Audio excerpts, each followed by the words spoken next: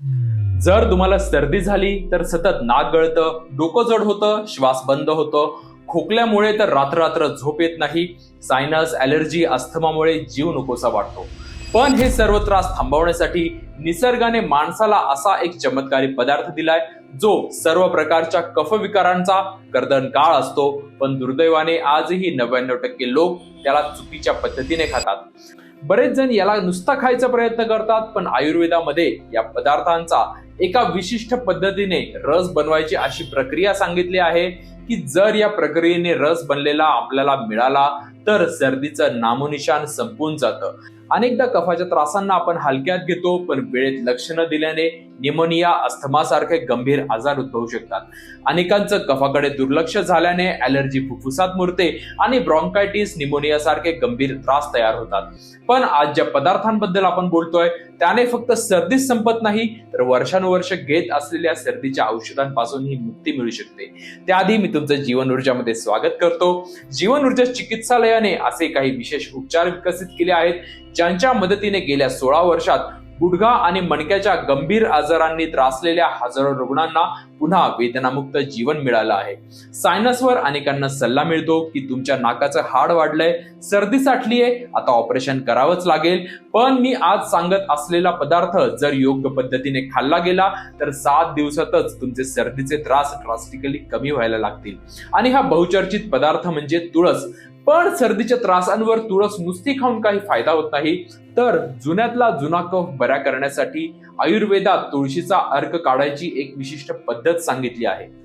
तुळशीमध्ये युजिनॉल, उर्सेनिक acid आणि zinc असे घटक असतात जे फ्री रॅडिकल्स पासून शरीराचं संरक्षण करतात. पण चुकीच्या पद्धतीने तुळस खाल्ल्याने हा घटक आपल्याला मिळतच नाही. तुळशीचा पूर्ण फायदा नेमका कसा मिळवायचा हे जाणण्यासाठी आपल्याला आयुर्वेदाच्या सुवर्ण काळात जावं लागेल. आयुर्वेदामध्ये तुळशीचा 100% फायदा मिळवण्यासाठी एक प्राचीन पद्धत सांगितली आहे, जी पद्धत आज आपण शिकणार आहोत. या पद्धतीने तुळशीचा रस एकदा बनवून बघा, कफाचे कुठलेही त्रास बघता बघता संपून जातील. तुळशीमध्ये प्रचंड प्रमाणात अँटीऑक्सिडंट असतात ज्याने शरीरातली प्रत्येक पेशी आतून ताजी तवानी राहते. तुळशीतल्या याच औषधी गुणधर्मांमुळे आपले पूर्वज सर्दीसाठी तुळशीची पाने टाकून त्यांची वाफ घ्यायचे. या उपायाने नाक आणि घसा मोकळा व्हायचा, श्वास घेताना होणारा त्रास संपायचा. खोकला थांबत नसेल तर मधात तुळशीच्या पानांचा रस मिसळून त्याचे चाटण करा आणि सकाळ संध्याकाळ ते चाटण घ्या. या छोट्या उपायानेही घशाला आराम मिळून 2-3 दिवसातच कफ किंवा खोकला थांबतो. पण अनेक लोक कफविकारांमध्ये नैसर्गिक उपायांकडे दुर्लक्ष करून पॅरासिटामॉल, सिट्रिझिन यासारख्या टॅबलेट घेतात, ज्याने कफ बाहेर न निघता फक्त आतल्या आत दाबला जातो. पण त्या उलट रोज तुळशीची 2-3 पाने चावून खाल्ल्याने दबलेली सर्दी बाहेर पडायला मदत होते. आणि तुळशीतला युजिनॉल हा घटक हिरड्यांमधून रक्त येणे, तोंडाची दुर्गंधी, असे दात आणि तोंडाचे त्रास पण कमी करतो. फक्त रोज 3-4 पानांच्या वर तुळस खाऊ नका, नाहीतर आपले दात काळे पडू शकतात.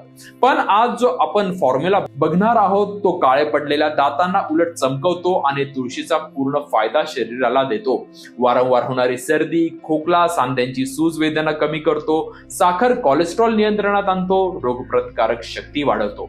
थंडीमध्ये वाताचा त्रास वाढतो, म्हणून प्राचीन काळापासून आयुर्वेदाच्या महान ग्रंथांमध्ये थंडीच्या दिवसात तुळस वापरायचा सल्ला दिलेला, तुळशीला अनन्यसाधारण महत्व दिलेलं, याचाच अवशेष म्हणून आपण आजही देवाच्या पूजेत, प्रसादामध्ये आधी तुळशीचे पान टाकतो. आयुर्वेदानुसार योग्य पद्धतीने वापरलेली तुळस कफाला छातीच्या बाहेर काढते. कफ शरीरात दाबला गेला तर छातीत संसर्ग होऊन श्वसनाचे त्रास वाढू शकतात. आधुनिक भाषेत याच त्रासांना आपण न्यूमोनिया, ब्रॉन्कायटिस, अस्थमा अशी नावं दिली आहेत. थंड हवेत फिरणे, कोकोकोला, पॅक फूड, बेकरीतले पदार्थ, आईस्क्रीम, थंड दूध यांनी कफविकार वाढू शकतो. पण शरीरात कोणताही कफविकार बाहेर काढण्यासाठी आज आपण तुळशीच्या पानांची अशी एक युनिक पद्धत बघणार आहोत, जी सर्दी, खोकल्याला संपवूनच टाकू शकते. या उपायाचा आम्ही अनेक पेशंटवर प्रयोग केलाय आणि प्रत्येक व्यक्तीवर याचे जबरदस्त परिणाम बघायला मिळाले. पण हा उपाय जाणण्याआधी एक महत्वाची सूचना आहे. जर तुम्ही गुडघेदुखीने हैराण झाला असाल तर गुडघेदुखी आणि कंबरदुखीच्या ऍडव्हान्स स्टेजला नैसर्गिकरित्या मात करण्यासाठी जीवन ऊर्जा चिकित्सालयाच्या अथक प्रयत्नांनी विकसित केलेल्या नी रिजनरेशन आणि स्पाइन करेक्शन या 2 प्रोग्रामचा एकदा तरी अनुभव घ्या. या दोन्ही प्रोग्राम मध्ये असे काही विशेष उपचार असतात ज्याच्या मदतीने आजपर्यंत शेकडो व्यक्तींचे मणके आणि गुडघे पुन्हा व्यवस्थित होऊन कॉम्प्लिकेटेड त्रासांनाही मोठा फायदा झाला आहे. आज भारतात गुडघ्याच्या त्रासांनी अक्राळ विक्राळ स्वरूप धारण केलंय. पेशंटच्या वाढत्या प्रमाणाने हॉस्पिटल ओसंडून व्हायला लागलेत, पण जीवन ऊर्जाने शोधून काढलेल्या परिणामकारक उपायाने नैसर्गिकरित्याच तुमच्या हाडांचे सर्व त्रास आपोआप दूर होऊ शकतील. जर तुमच्या ओळखीमध्ये कुणाला गुडघ्याचा किंवा मणक्याचा असह्य त्रास असेल आणि त्या व्यक्तीला बरं व्हायचा मार्ग मिळत नसेल, तर त्या व्यक्तीला जीवन ऊर्जाला संपर्क करायला आवर्जून सांगा. कदाचित तुमच्यामुळेच त्या व्यक्तीच्या जीवनामध्ये एक नवीन प्रकाश येईल. आता आपण पुन्हा व्हिडिओकडे वळूयात आणि तुळशीच्या पानांचा अर्क का वापरायचा हे समजूयात.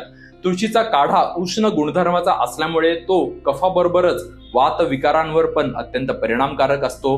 तुळशीचा काढा पिल्यामुळे सर्दी फ्लू मध्ये सुद्धा परिणामकारक उपयोग होतो. मन शांत होतं. त्यामुळेच आपल्या पूर्वजांनी थंडीच्या दिवसांमध्ये तुळशीचा काढा प्यायचा सल्ला दिलेला.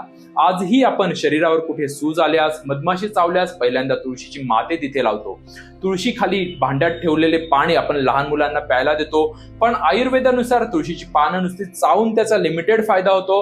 त्यामुळेच आज आपण समजून घेणार आहोत ती आयुर्वेदिक पद्धत, ज्या पद्धतीने जर तुळस वापरली गेली तर कफ विकार कायमचा नष्ट होऊन तुळशीच्या काढ्याचा 100% फायदा शरीराला मिळतो. या काढ्यासाठी तुळशी बरोबर आपल्याला लागणार आहे सुंठ आणि पिंपळी. सुंठ हा त्रिकुटांमध्ये मुख्य घटक आहे, जो वात आणि कफ या दोन्हींवर अत्यंत उपयुक्त असतो. आल्यापासून सुंठ तयार होताना त्याच्यात असे काही नैसर्गिक बदल होतात ज्याने आल्याचे औषधी गुणधर्म अनेक पटीने वाढले जातात. आणि याच फायद्यामुळे आज वर्ल्ड हेल्थ ऑर्गनायझेशननेही सुंठला पारंपरिक औषध म्हणून मान्यता दिली आहे. सुंठ रक्ताभिसरण वाढवते, शरीर उबदार ठेवते. म्हणूनच आयुर्वेदात हिवाळ्यात सुंठ आवर्जून खायला सांगितली जाते. सुंठी बरोबरच या उपायासाठी आपल्याला लागणार आहे पिंपळी. बऱ्याच जणांना पिंपळी आणि पिंपळाचं झाड याच्यामध्ये गैरसमज होऊ शकतो. पिंपळी हे ईशान्य भारतामध्ये आढळणारं 3 फूट उंचीचं छोटं झुडूप असतं. याची पानं, फुलं, खोडं सर्व काही तिखट चवीचे असतात. सुश्रुत संहितेत कफावरील सर्वात रामबाण उपचार म्हणून पिंपळीचा उल्लेख केला गेलाय. कफ विकारांबरोबरच पिंपळी फॅटी लिव्हरचे त्रास पण कमी करून लिव्हरला पुन्हा मजबूत बनवते. शरीरातून विषारी द्रव्य काढून टाकून रक्त शुद्ध करते. पिंपळी घेण्यासाठी आपल्याला कुठे लांब जायची गरज नाहीये, तर कोणत्याही आयुर्वेदिक स्टोअर मध्ये आपल्याला पिंपळीच्या मुळांची पावडर आरामात उपलब्ध होईल. आता आपण पिंपळी आणि सुंठीच्या मदतीने तुळशीचा सर्वाधिक परिणामकारक काढा कसा बनवायचा हे बारकाईने समजून घेऊयात. पद्धत नीट समजून घ्या, कारण काम थोडं कष्टाचं आहे, पण या उपायाच्या नियमित वापराने छातीत साठलेला कफ पातळ होऊन सर्दीच्या आणि दम्याच्या त्रासांपासून आपली कायमची सुटका होऊ शकते. फक्त 8 दिवस याचा वापर करा. तुम्हाला लक्षात येईल की सकाळी उठल्यावर सर्दी, सायनस आणि खोकल्याचे जे त्रास व्हायचे ते आता होत नाहीयेत. शरीरात नवीन उत्साह आणि फ्रेशनेस आलाय. हा काढा बनवण्यासाठी आपल्याला 4 स्टेप्स करायच्या आहेत. पहिल्या स्टेपमध्ये एका भांड्यात 2 ग्लास पाणी घ्यायचंय. दुसरी स्टेप, घेतलेल्या पाण्यात 25-30 तुळशीची पानं कुस्करून टाकायची आहेत. त्याच्याबरोबरच 2 ग्रॅम पिंपळी चूर्ण आणि 2 ग्रॅम सुंठ पावडर पण त्याच्यात टाका. पिंपळी ही मिरचीपेक्षा दुप्पट तिखट आणि तीक्ष्ण असल्यामुळे जास्त घेतल्यावर पोटात आग होऊ शकते. त्यामुळे 2 ग्रॅमच्या वर घेऊ नका. प्रमाण समजण्यासाठी एका छोट्या चमच्याचा पावभाग एवढी घेतली तरी जवळपास 2 ग्रॅम होऊन जाईल. आणि सुंठ सुद्धा छोट्या चमच्याचा पावभाग एवढीच घ्यायची आहे. स्टेप 3, आता हे मिश्रण बारीक गॅसवर ठेवून उकळवा आणि पाणी निम्मे होईपर्यंत आटवा. स्टेप 4, पुढची स्टेप, निम्म झालेलं मिश्रण थंड झाल्यावर गाळणीच्या किंवा सुती कपड्याच्या मदतीने गाळून घ्या. आता तयार झाला पिंपळी, सुंठ आणि तुळशीचा परिणामकारक काढा. हा काढा खऱ्या अर्थाने जगातील सर्वाधिक इफेक्टिव्ह असा कफ विनाशक असतो. पण हे कधी आणि कसं घ्यायचं हे माहीत नसेल तर काही फायदा मिळणार नाही. रोज नाश्ता आणि दोन्ही जेवणानंतर साधारण अर्धा तास गॅप ठेवा. अर्धा तासानंतर 50 ml म्हणजेच चहाचा अर्धा कप भरेल एवढ्या प्रमाणात हा काढा घ्या. सकाळी, दुपारी आणि रात्री अशा सलग 3ही वेळी कमीत कमी 5-7 दिवसांसाठी सलग प्रयोग करा. चिकट कफामध्ये तर हमखास तुम्हाला फायदा होईल.